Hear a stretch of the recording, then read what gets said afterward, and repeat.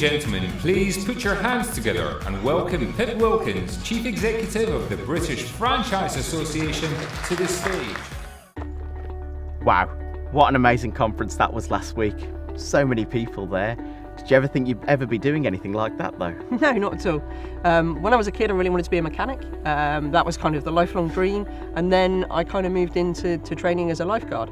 Thought that was going to be my career forevermore, until my mum said no, I needed to get a proper job. So I found a role at the British Franchise Association doing general admin, made everyone's coffee, stuffed envelopes, and then just kind of grew as the company did.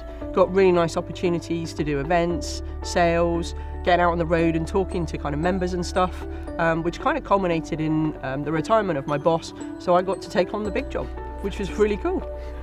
And you, because you've kind of gone quite a long way now in the bank. So how did you get there? Yeah, I mean, looking back, never would have seen it coming. Growing up, I wanted to be a dentist. Then I wanted to be a lawyer because I fancied my chances arguing with people. But quite quickly found out it wouldn't be right for me.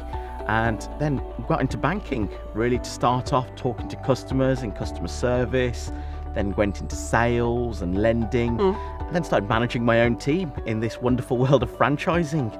And that's what really opened up my eyes and allowed me and my wife to set up my own domiciliary care franchise in my own area, which we're running today as well.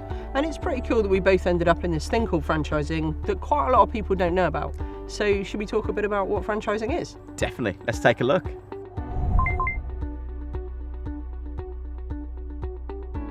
So franchising is basically business. It's what people call an SME, but it's less scary than doing it on your own because you get the support from the franchisor that you're buying into.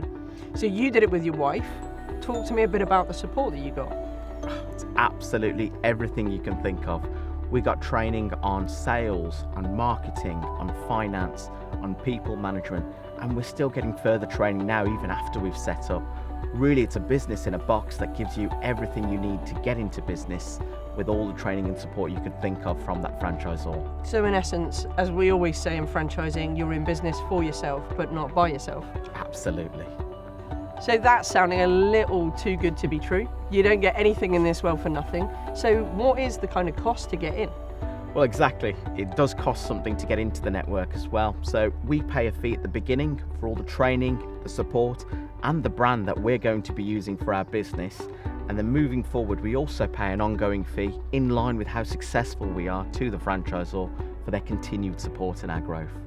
And I think the most important thing in any business is the brand. You know, you buy into stuff because you want access to something that's going to be really recognised by people right from the beginning. So shall we go and take a look at some of the brands kind of on the high street in franchising, because I've got a few errands to run today. You and me both. Let's go for it. Come on then.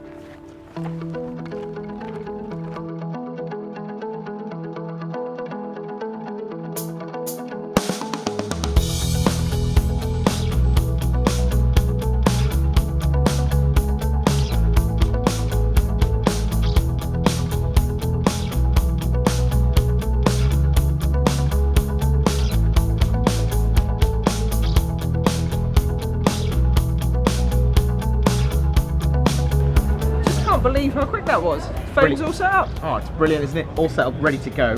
What about the old one? I think we should trade it in so I can get some cash for it and then we can go and spend it. Definitely.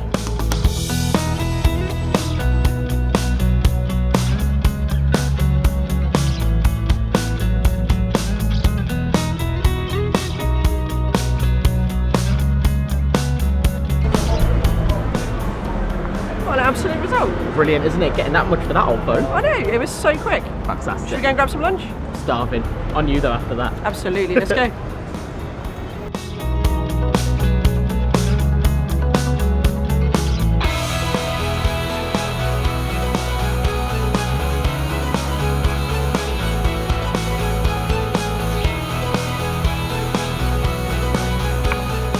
Gosh, what a lovely healthy snack that was.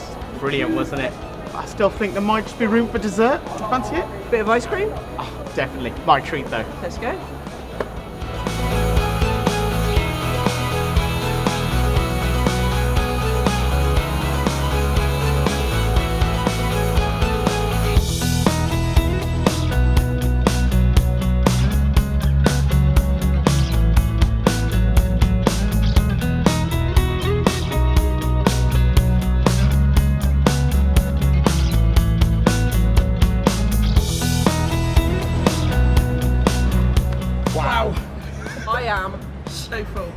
absolutely incredible, wasn't it? It was. But we've been talking about it for a long time, especially after that. Shall we go and sign up and join the gym? We've got to, definitely. Let's do it now. Let's go. Come on.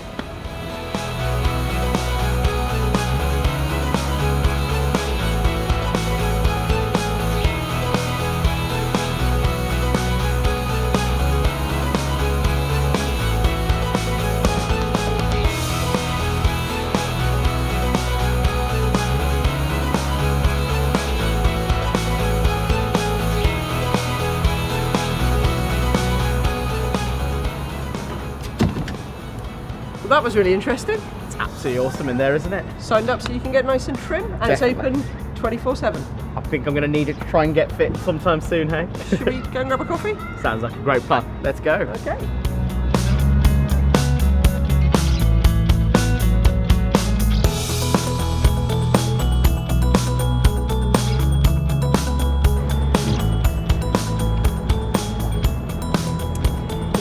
Productive day that was, checking out which brands on the high street are in franchising. Absolutely, but let's face it, it's not just the high street. Franchises are everywhere.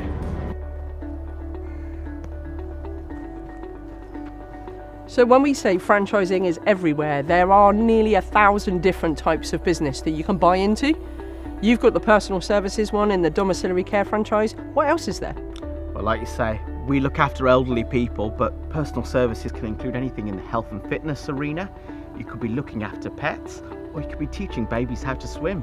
But you've also got kind of mobile franchising, so you can go out, you can deliver pet food, you could sell tools to somebody, paint chip repair. What about from a management perspective? If you want to employ staff or be in an office, then where can you go?